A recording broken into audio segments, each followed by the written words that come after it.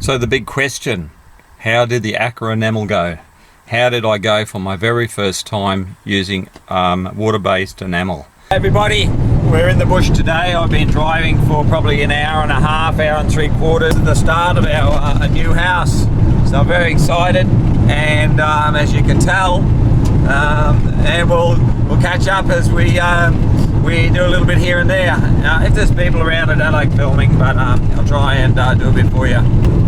We've had plenty of rain here too. Look at that. Whoa, and that's black soil out there. This is going to be a very, very sticky kind of job, I would say. I don't know how much rain they've had here, but it's quite a lot.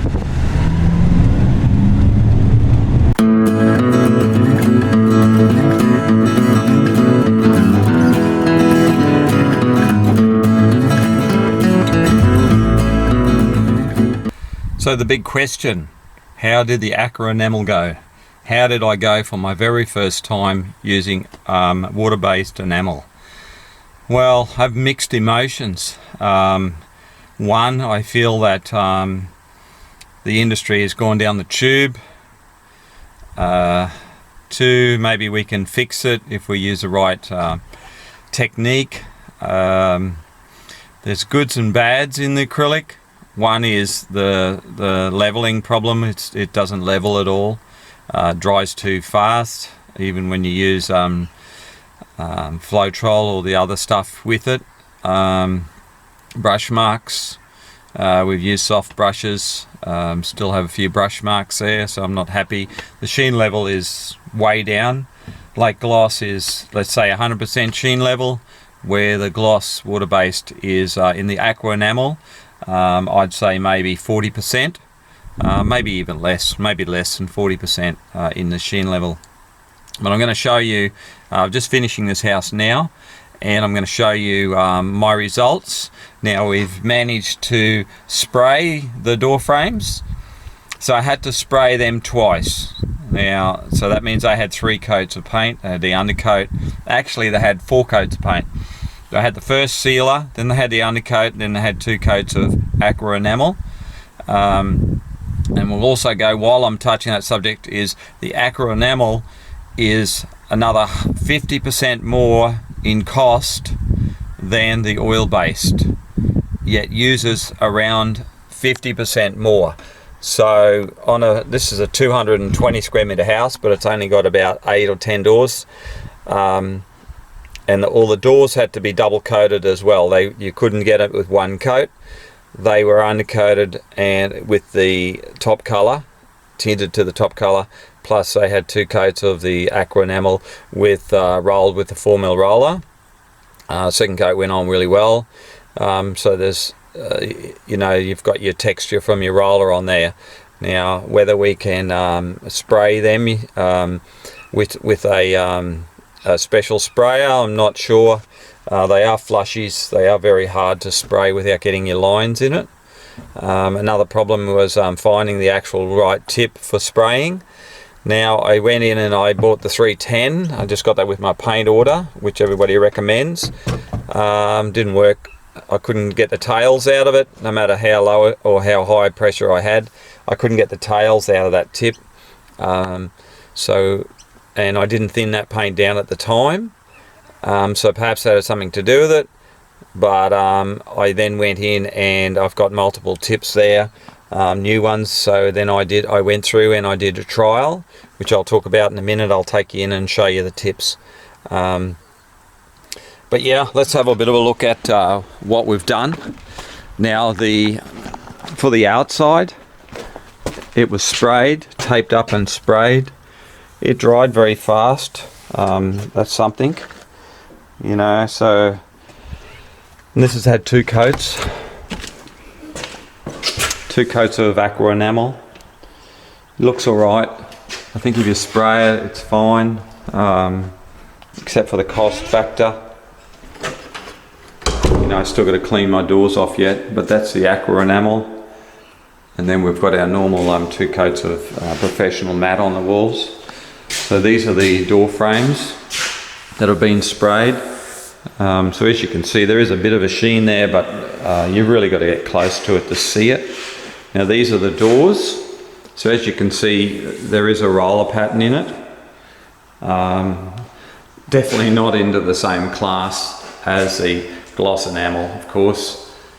Yeah, but hey, if it gets accepted by the supervisor, that's okay. I mean, I have no choice. Man, I'm a good painter and I've done my very best on this house, but I've just got to lower my quality.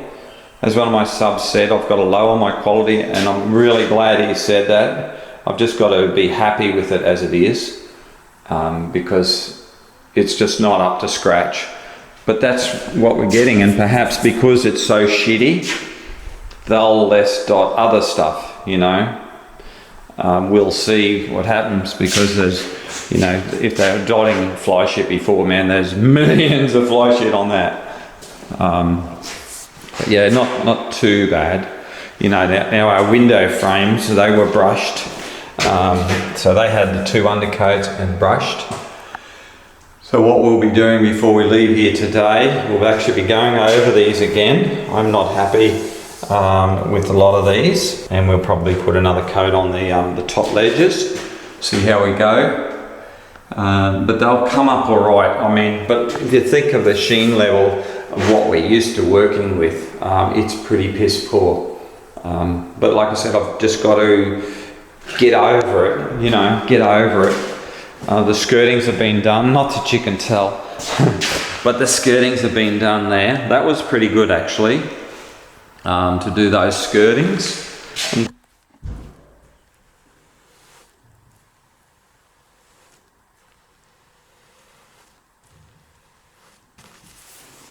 Too bad at all. Now these door frames, they need to clean up. We haven't cleaned anything yet, so you're seeing it raw. You're seeing it raw. You know, this is in the sun, so you can see the sheen level there. It's very piss poor. Not happy, but I've just got to get over it. That's what I've got to do. Just got to get over it.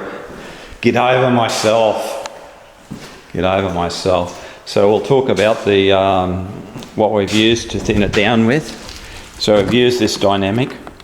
Now apparently one of them is supposed to reduce the paint sheen. Not sure whether it's this one or the Floetrol, but this is what we're using. Helps eliminate brush and roller marks. It does help, but I didn't spray with that at all. I did have some runs, which I'll talk about in a minute. I'll take you down to where it is. Now the tips that I used, obviously I have a fair range of tips. The 310, where's that? The low pressure 310. This one here, couldn't get the tails out of it. Just could not do it. No matter what I did, I couldn't get the tails out of it. So that'll be used for something or whatever. I then went to a low pressure 213. Okay. Puts out way too much paint. Yeah, the 13 is way too much paint for that. So once again, now my old favorite, I don't know if you guys have been following my channel for very long, but I'm a favorite lover of the 211 tip. Most of this stuff here you'll see there are 211s, like that's a 211. A lot of these tips are 211s, and I went to the 213s just to get a little bit more paint on. But you know, that's a 311 there, but all these are 211s. They're all 211 tips. See, 211. I love 211. It's just such an awesome tip that I use it so bloody much. Well, anyhow, the tip that wins the spraying of the frames is the Wagner 211. I don't even think this, I think this is just a copy one. The 211 is the tip to use spraying those frames. There is not a better tip in all my shit here than this 211. And yes, I did change my filter. I put a red filter in. I don't need to. I just keep with my yellow, will be fine. and also I changed my seal as well, just for you guys out there that say, oh, you need to do this, you need to do that as well. Okay, so that's the one there that I used, and it has a new seal in it. Okay, I've got the wrong blade, but that's all right. Now I'm going to show you how much I used in this house, and don't forget we're going to go around our windows again, and we only had 8 doors. So if we have a house with 20 doors or 15 doors or whatever, there's not going to be enough to do it. I've still got to do the skirting yet in this house. In a lot of it, you know, a lot of this stuff here, the skirting has been done, and in the rest of the house, I've just finished rolling. But yeah, not enough paint. So if you think about this, this is $150 for a 10 litre.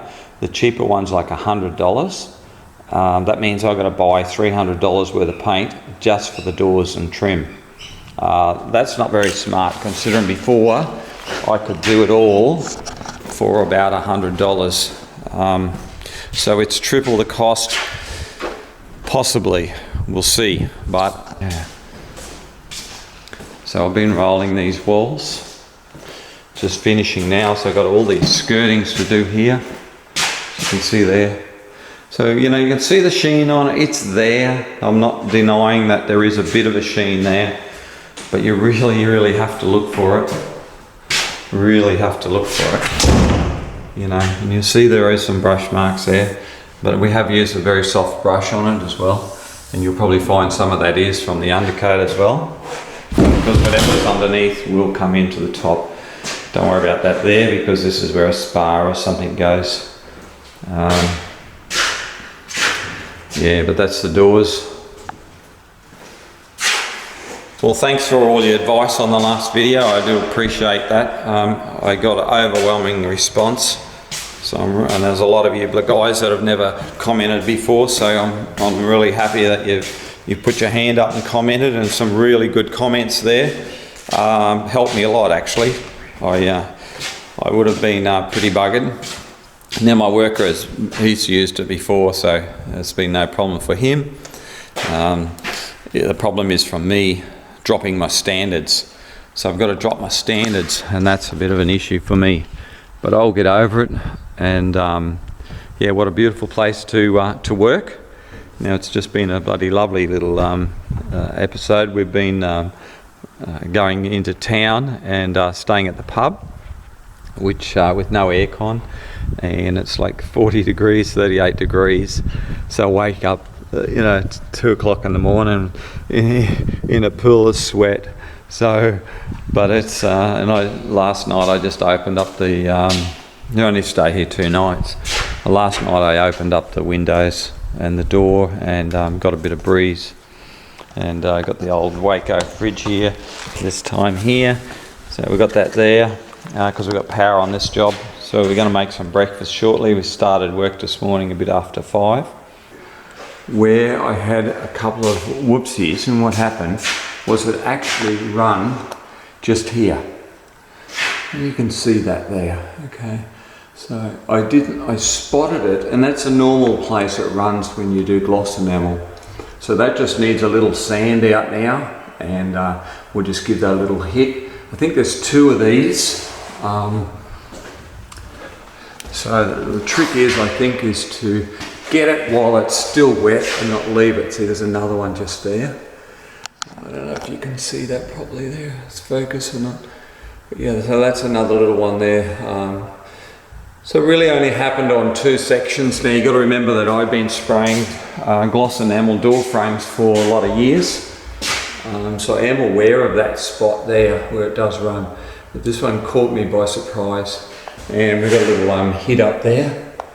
So that would be from when we roll the doors. So I am concerned that that could peel.